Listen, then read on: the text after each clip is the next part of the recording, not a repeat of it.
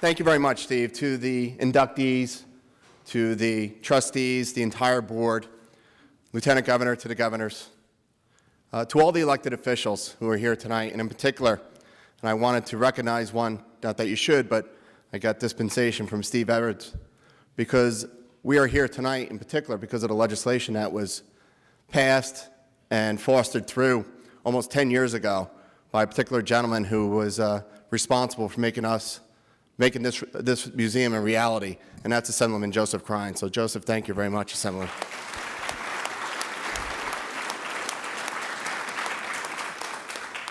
You know, on behalf of the Northeast Regional Council of Carpenters and REST, Michael Capelli, the Association of Construction Contractors in New Jersey, our CEO, Jack Kosis, myself as the president of the CCT, and our very own, I want to recognize our very own member of the New Jersey Sports and Exposition Authority, our assistant EST, John Ballantyne's in the audience as well. And you can clap for John, that's good too. Thanks. You know, it was over a year ago that we received a phone call out of the blue. It was the end of summer of last year, going back into 12, by which a very good friend of mine on the other end said, "Hey, McCabe, it's Edwards. I need your help," and he can't say no. So anyone who knows Steve knows that's the appropriate phone call that he usually picks up with. And the question was, can you help us out? We need a little help with this mobile museum. It's going to be state-of-the-art, first of its kind in the nation. What do you guys think? I said, well, let's take a look at this. And I sat down, in particular with John Ballantyne, and we looked at it. And we provided the equity. We provided the equity to deconstruct and to construct the mobile museum. And on top of that, the financial commitment that so many of you have contributed to making the mobile museum the first of its kind in the nation. And we are esteemed, and proud to be a partner with the New Jersey Hall of Fame and the New Jersey Museum for the Mobile. So thank you very much, Steve, for your request. And just quickly, it's fitting that we're here tonight because we do have colleagues from the Carpenters.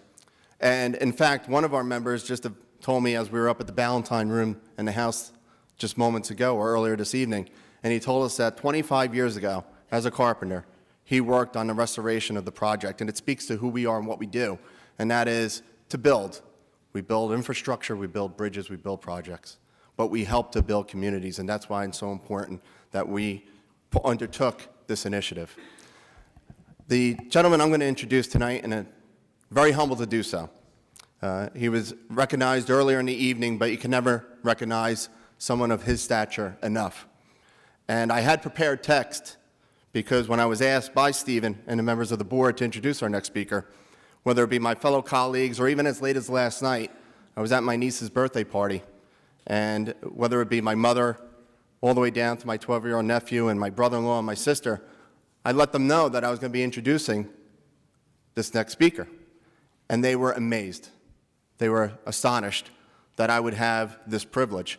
And it was interesting because when we were discussing what I was going to say, how we're going to do this, and somewhat, remiss how do you approach this, the word that kept on coming up from my mother down to my 12-year-old nephew, my brother-in-law, and my sister, the word that kept on coming up was iconic. And indeed, he is. We all know his achievements from his educational record, Congressional Medal of Honor, New York Times bestseller, and of course, Man on the Moon. But when you think about it, and it struck me last night, that he is indeed an icon of New Jersey, an icon of this state, an icon of the globe, and of course, an icon of the stars. It is my privilege and my honor to introduce Dr. Buzz Aldrin. David Sarnoff is considered one of the cornerstones of the start of television and radio. He was not the inventor of the radio or of the television, but a businessman who realized the full potential of both on a wide scale for mass media and made it possible for the multitudes to tune in. He was one of the first to realize the potential of the radio reaching the masses. At first, his idea of using the radio to transmit mediums such as music was ignored, but soon his vision was realized. In 1926, the Radio Corporation of America, or the RCA, purchased its first radio station and started up the National Broadcasting Company, which Sarnoff later became president of. As the radio broadcasting business grew, Sarnoff saw some early examples of the television and realized their potential in mass communications. He soon began working with an engineer of television, Vladimir Zworykin, who was determined to make a working electronic-based television set and receiver. After 9 years and a battle with the original inventor of television, they had everything ready to promote and proceed with their plans to set up a television station. In 1939, David Sarnoff was the announcer for the first television show at the New York World Fair, which was put on by NBC. After that, the television industry boomed, and America fell in love with moving pictures in the comfort of their own homes. David Sarnoff was not just a businessman, but a visionary who saw the future of mass media and capitalized on it. I've been giving a dual role of talking about the illustrious David Sarnoff, and I'm going to present the award to myself. I want you to note that in the program there is a category called the Enterprise category, is open to scientists, business leaders, inventors, leaders in medicine, entrepreneurs, and philanthropists. I think David Sarnoff is one of those people who left such a mark that we all participate in today. It's the electronic communications. From the Morse code, telegraph, teletype machines, typewriters hooked up, radios, television, iPhones. I need two. You know, I really like the enterprise word because it almost means anything. Just as an aside, I'm forming a foundation called United Strategic Space Enterprise. It has to do with space policy of the United States compared to other nations.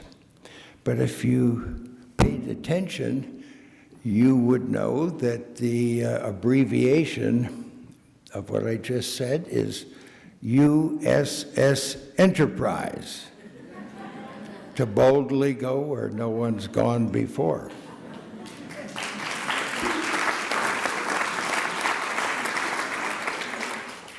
In this case, enterprise means not advising people, but informing the American people, because they are the ones that will react to the information we can give them about almost anything.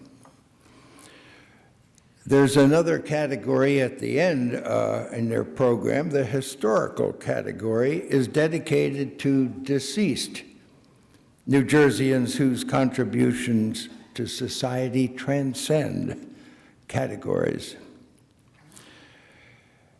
David Sarnoff promoted the technologies and the content that could be prepared with them, and he founded the Radio Corporation of America, RCA, the National Broadcasting Company, and